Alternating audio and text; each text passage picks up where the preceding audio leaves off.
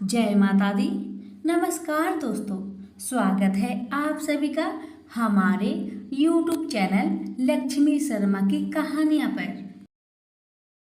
प्यारे भक्तगणों, आज आप सभी श्रवण करेंगे मार्गशीर्ष मास में सुनी जाने वाली 5 पुण्यफल देने वाली कथा। तो प्रेम से बोलिए श्री कृष्ण भगवान की जय, राधा रानी की जय, लक्ष्मी नारायण की जय। प्रिय भक्तगणों, आपसे हमारी रिक्वेस्ट है, अगर आपको हमारी सुनाई हुई कथा अच्छी लगे तो दूसरों को शेयर करना ना भूलें और चैनल पर पहली बार आए हैं तो हमारे चैनल को सब्सक्राइब करना ना भूलें। तो आइए सुनते हैं कथा।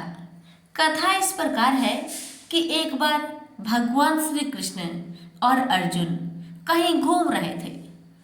उस समय अर्जुन की नजर एक भिखारी पर पड़ी। वह एक ब्राह्मण था। अर्जुन ने उससे कहा, आप ब्राह्मण होकर भीख मांग रहे हैं, ये देखकर मुझे दुख हो रहा है।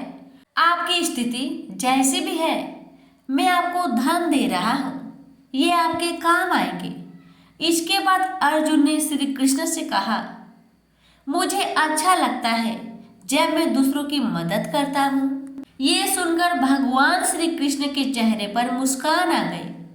अर्जुन जानते थे कि जब जब श्री कृष्ण के चेहरे पर मुस्कान आती है तो कुछ न कुछ रहस्य जरूर होता है। अर्जुन से धन लेकर वह ब्राह्मण अपने घर जा रहा था। तभी रास्ते में एक लुटेरे ने उसे लूट लिया। अगले दिन फिर अर्जुन को वही ब्राह्मण भीख मांगते हुए दिखाई दिया। उस भिखारी ने अर्जुन को पूरी घटना बताई। पूरी बात जानने के बाद अर्जुन ने उसे एक मूल्यवान रत्न दिया। ब्राह्मण रत्न लेकर अपने घर पहुंचा। वह थक चुका था। उसने रत्न को एक घड़े में रख दिया और सो गया। घड़ा पुराना था। उसकी पत्नी को पानी भरने जाना था तो वह वही घड़ा लेकर नदी की ओर चल पड़ी। नदी से घड़े में पानी भरते समय वह रत्न नदी में गिर गया। अगले दिन फिर से अर्जुन को वह ब्राह्मण भीख मांगते हुए दिखाई दिया। अर्जुन ने उससे पूछा, अब आप भीख क्यों मांग रहे हैं? ब्राह्मण ने रत्न वाली पूरी बात श्री कृष्ण और अर्जुन को बता दिया। श्री कृष्ण ने अर्जुन से कहा, आज तुम रहने दो, इसे मैं कुछ दे देता हूँ। ऐसा कहकर भगवान श्री कृष्ण ने उस ब्राह्मण को 2 गिन्नियां दे दी। इतनी कम राशि लेकर अर्जुन और वह ब्राह्मण हैरान थे। ब्राह्मण मन में सोचने लगा, ये तो साक्षात श्री कृष्ण भगवान है, फिर भी इन्होंने मुझे इतना कम राशि दिया है।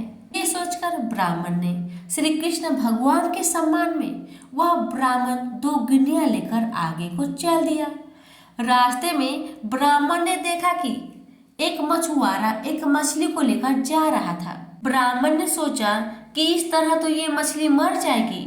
उसने मछुआरे को 2 गिन्नियां दी और उसे मछली अपने कमंडल में ले लिया। ब्राह्मण जैसे ही मछली को देखा तो उसने अपने मुख खोल दिया। मछली के मुख में वही मूल्यवान रत्न था।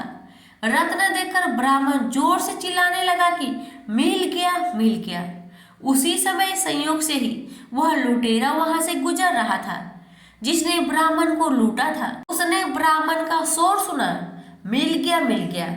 शोर मचाते हुए सुन लुटेरे ने सोचा कि इसने मुझे देख ही लिया है, तो तुरंत ब्राह्मण के पास पहुंचा और माफी मांगते हुए उसका धन लौटा दिया।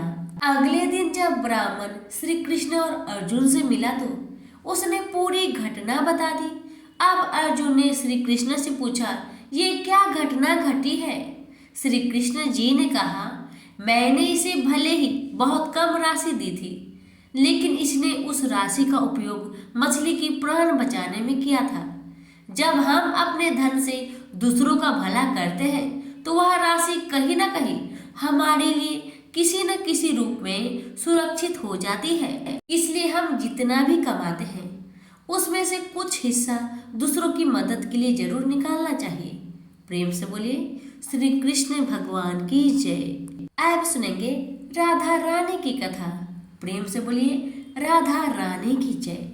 एक बार बरसाना में और उसके आसपास के इलाकों में भीषण अकाल पड़ गया। वहां रहने वाले लोग और साधु संतों को भोजन भोजन की बहुत दिक्कत आने लगी। अकाल के कारण चारों ओर हाहाकार मच गया। अकाल के कारण लोगों को उन गांव में पलायन करना पड़ा। बरसाना में एक संत जी रहते थे। उन्हें भिक्षा में जो मिलता उसे पहले राधा रानी को भोग लगाकर फिर स्वयं भोजन ग्रहण करते थे। अकाल के कारण भिक्षा मिलना भी बंद हो गई और उनकी कटोरी में पड़ा सामान भी समाप्त हो गया। परिस्थितियों में विवश होकर उन्होंने बरसाना गांव छोड़ने का मन बना लिया। आंखों से आंसू बहाते हुए और राधा रानी से क्षमा याचना करने लगे कि हे श्री जी, मुझे क्षमा करना। परिस्थितियों के बस में यह गांव छोड़कर मुझे जाना पड़ रहा है। उनकी करुण पुकार सुनकर एक सुंदर सी ब्रज कन्या वहां आई और पूछने लगी कि बाबा कहाँ जा रहे हो। संत ने उदास स्वर में कहा कि यहाँ पर अकाल के कारण भिक्षा नहीं प्राप्त हो रही है, इसलिए मैं इस पेट की भूख शांत करने के लिए यहाँ से पलायन करने का मन बना लिया है। ब्रज कन्या कहने लगी कि बाबा आप मेरे घर भिक्षा लेने आना, मेरी मैया हर रोज भिक्षा देने के लिए भोजन निकालती है। संत कहने लगे कि पुत्री, मैं नहीं जानता कि तुम्हारा घर कहाँ है। ब्रज कन्या बोली कि बाबा मैं वैद्य श्रीधर की पुत्री राधा हूँ। आप वहाँ जाकर कहना कि जो आले में भोजन पड़ा है वह मुझे भिक्षा में दे दो। संत जी ब्रज कन्या के बताए पते पर वैद्य जी के घर पहुंचकर भिक्षा के लिए आवाज लगाई। वैद्य जी बाहर आए और कहने लगे बाबा आज तो हमने भिक्षा नहीं निकाली। संत ने उन्हें बताया कि मुझे आपकी पुत्री राधा ने भेजा है। उसने कहा था कि माँ ने आले में भोजन रखा है। वैद्य जी ने आश्चर्य से संत जी को बताया कि मेरी पुत्री राधा की मृत्यु तो कई साल पहले हो गई थी। वैद्य जी ने संत के कहने पर आले में देखा तो वहां पर भांति भांति के भोजन रखे थे। वैद्य जी की पत्नी कहने लगी कि मैंने तो कभी भी यहाँ पर भोजन नहीं रखा। वैद्य जी जान गए कि यह श्री राधा रानी की कृपा है। वैद्य जी ने बड़े चाव और प्रेम से संत जी को भोजन करवाया। वैद्य जी कहने लगे कि बाबा आप प्रतिदिन यहाँ से भोजन ले जाना। राधा रानी की कृपा से संत जी के प्रतिदिन की खाने की इंतजाम हो गया। तभी तो कहते हैं कि बड़ी करुणामयी है राधा रानी, वह अपने भक्तों संतों का सदैव ख्याल रखती है। प्रेम से बोलिए राधा रानी की जय, श्री कृष्ण भगवान की जय। एक बार नारद मुनि ने पृथ्वी लोक पर राधा नाम की महिमा सुनी और सुना कि वह श्री कृष्ण की सबसे बड़ी भक्त है। नारद जी को लगा था कि वह श्री हरि के सबसे बड़े भक्त है। अपने मन की शंका का निवारण करने के लिए नारद जी श्री कृष्ण के पास गए। श्री कृष्ण तो अंतर्यामी है, सो समझ गए कि नारद जी के मन में क्या शंका चल रही है। श्री कृष्ण ने सोचा नारद जी को राधा रानी की प्रेम और भक्ति का अनुभव करवाना ही पड़ेगा। जब नारद जी श्री कृष्ण के पास आए तो श्री कृष्ण अपना सिर पकड़कर बैठे थे। नारद जी ने श्री कृष्ण से पूछा कि प्रभु आपको क्या हुआ है। श्री कृष्ण कहने लगे कि नारद जी मेरे सर में बहुत दर्द हो रहा है। नारद जी ने पूछा प्रभु आपके इस दर्द का निवारण कैसे होगा।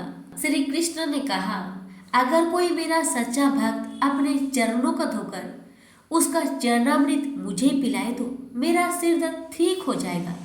नारद जी सोचने लगे कि मैं श्री हरि का सबसे बड़ा और सच्चा भक्त हूँ, लेकिन श्री कृष्ण को अपने चरणों का चरणामृत पिलाने से मुझे नरक तुल्य पाप लगेगा, इसलिए ऐसा पाप तो अपने सिर पर नहीं ले सकता। नारद जी ने रुक्मणी जी से और बाकी रानियों से इस समस्या को सुनाया, लेकिन कोई भी इस पाप को अपने सर पर लेने को तैयार नहीं हुआ। नारद जी को राधा रानी की याद आई कि वह तो श्री कृष्ण की सच्ची भक्त है। नारद जी ने जाकर सारा प्रसंग राधा रानी को सुनाया। राधा रानी ने उसी समय एक बर्तन में जल लेकर अपने चरणों को धोकर वह जल्दी से नारद जी को दे दी और कहने लगी जल्दी जाइए और श्री कृष्ण को दे दीजिए। राधा रानी नारद जी से कहने लगी कि मैं जानती हूँ कि इस बात के लिए मुझे नरक तुल्य पाप लगेगा। फिर आगे राधा रानी ने कहा कि श्री कृष्ण के दर्द के निवारण के लिए मैं कोई भी पाप अपने सिर लेने को तैयार हूँ। नारद जी श्री कृष्ण के पास गए तो श्री कृष्ण मंद मंद मुस्कुरा रहे थे। अब तक नारद जी समझ गए कि राधा रानी श्री कृष्ण से निश्चल प्रेम करती है और उनकी सबसे बड़ी भक्त है, और श्री कृष्ण ने यह सारी लीला मुझे एहसास कराने के लिए रची है। प्रेम से बोलिए श्री कृष्ण भगवान की जय, राधा रानी की जय। एक समय की बात है कि भगवान श्री कृष्ण नींद से सो रहे थे और उनकी आंखें एकदम से खुल गई और वह जय श्री राधे कहते हैं। रुक्मणी जी उनके पास ही बैठी थी। रुक्मणी बड़े आश्चर्य से भगवान श्री कृष्ण से पूछती है कि प्रभु, मैं भी तो आपसे प्रेम करती हूँ, लेकिन आपके मुख पर हमेशा राधा रानी का नाम क्यों होता है? भगवान श्री कृष्ण कुछ नहीं कहते। अब रुक्मणी जी राधा रानी के लिए खीर लेकर उनसे मिलने को जाती है और उनके द्वार पर पहुंचकर देखती है एक रूपवान स्त्री वहां खड़ी है। तो वह उनसे पूछती है, क्या आप राधा रानी है? तो वह कहती है, नहीं, मैं तो उनकी दासी हूँ। राधा रानी आपको 7 द्वार पार करने के बाद ही मिलेगी। जब रुक्मणी जी 7 द्वार पार करने के बाद राधा रानी से मिलती है, उनके मुख पर एक सूर्य के समान तेज था और उनका रूप बहुत ही तेजस्वी था। रुक्मणी जी राधा रानी से कहती है कि मुझे श्री कृष्ण ने भेजा है, और उनके चरणों में प्रणाम करती है और उन्हें खीर खाने के लिए देती है। राधा रानी ये सोचकर कि मेरे कान्हा ने मेरे लिए खीर भेजी है, एक ही घूंट में पी जाती है। रुक्मणी जी प्रणाम करके वापस आ जाती है। आकर क्या देखती है कि श्री चरण कृष्ण के चरणों में बहुत से छाले पड़ गए हैं। रुक्मणी पूछती है, प्रभु, आप कहाँ गए थे जो आपके पैरों में इतने छाले पड़ गए हैं? श्री कृष्ण पूछते हैं, तुम राधा रानी के लिए क्या ले गई थी? वह बताती है कि खीर। तो वह कहते हैं कि खीर इतनी गर्म थी कि राधा रानी के मुंह में छाले पड़ गए हैं। उनके हृदय में हमेशा मेरे चरण कमल का ध्यान रहता है, इसलिए मेरे पैरों में छाले पड़ गए हैं। अब रुक्मणी जी को सब समझ में आया, उनके प्रेम में राधा रानी की प्रेम में क्या अंतर है। रुक्मणी जी श्री कृष्ण जी से माफी मांगती है तो श्री कृष्ण कहते हैं, माफी मांगनी है तो जाकर राधा रानी से मांगो। रुक्मणी जी एक बार फिर से राधा रानी के पास जाती है और उनसे माफी मांगती है। राधा रानी उन्हें अपने गले से लगा लेती है। तो प्रेम से बोलिए जय श्री कृष्ण, राधा रानी की जय। श्री कृष्ण नाम की महिमा की भावपूर्ण कहानी। एक बार एक औरत का मन में श्री कृष्ण की भक्ति के प्रति श्रद्धा जागृत हो गया। वह श्री कृष्ण की परम भक्त थी, दिन रात उनके नाम का सिमरन किया करती थी। लेकिन एक दिन उसका 8 से 10 साल का बेटा घर की छत से आंगन में गिर पड़ा। उसने खून से लथपथ बेटे को देखकर उसे गोद में उठाकर बहुत तेजी से दौड़ पड़ी। उस समय उसके सिवाय घर में कोई और न था। पुत्र की ऐसी हालत देखकर वह ईश्वर को उल्हाना देती रही कि दिन रात तुम्हारा नाम जपती हूँ, फिर कान्हा मेरे पुत्र को ऐसा कष्ट क्यों दिया। उसी समय डॉक्टर साहब की क्लिनिक भी आ पड़ी। डॉक्टर साहब ने उसका इलाज किया और कहने लगा कि आपके पुत्र को कोई गहरा घाव नहीं हुआ, यह घाव भी कुछ दिनों में ठीक हो जाएगा, और उसे दवाई दे दी। लेकिन एक माँ का हृदय बार बार उस दृश्य को स्मरण कर सिहर जाती थी। इसलिए एक माँ का मन ईश्वर की शक्ति को चुनौती दे रहा था कि मेरे बेटे के साथ उन्होंने ऐसा क्यों किया, जबकि मैं दिन रात श्री कृष्ण का नाम का सिमरन किया करती हूँ।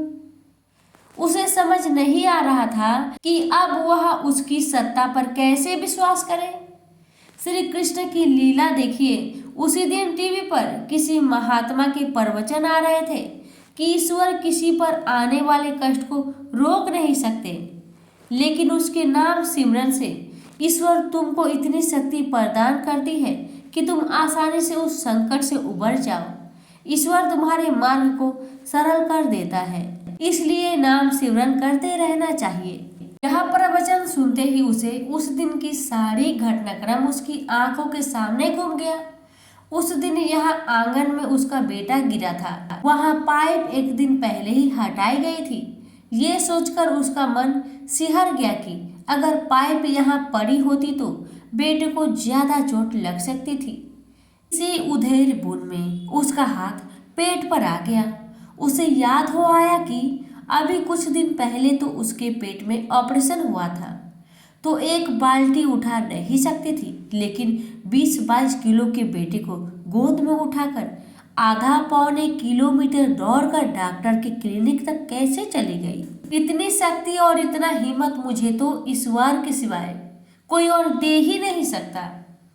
अब उसे स्मरण हो आया कि डॉक्टर साहब तो 3 बजे तक क्लिनिक में होते हैं, लेकिन उस दिन 4 बजे तक क्लिनिक में थे, जिस कारण उसके बेटे का समय पर इलाज शुरू हुआ। क्या पता किसी ईश्वरीय शक्ति ने ही उन्हें रोक रखा था। इस सारे घटनाक्रम को याद कर उसके मन में सारे संशय दूर हो गए और जल्दी से घर के मंदिर में जाकर श्री कृष्ण को प्रणाम किया और कहने लगी कि कान्हा, मेरे पुत्र की रक्षा करने के लिए तेरा शुक्रिया। और फिर से श्री कृष्ण का नाम जपने लगी। उसे लगा श्री कृष्ण का विग्रह मानो मंद मंद मुस्कुरा रहा हो। प्रेम से बोलिए जय श्री कृष्ण।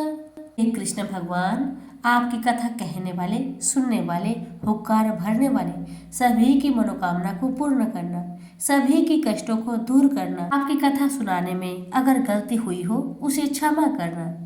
प्रेम से बोलिए श्री कृष्ण की जय, राधा रानी की जय। धन्यवाद।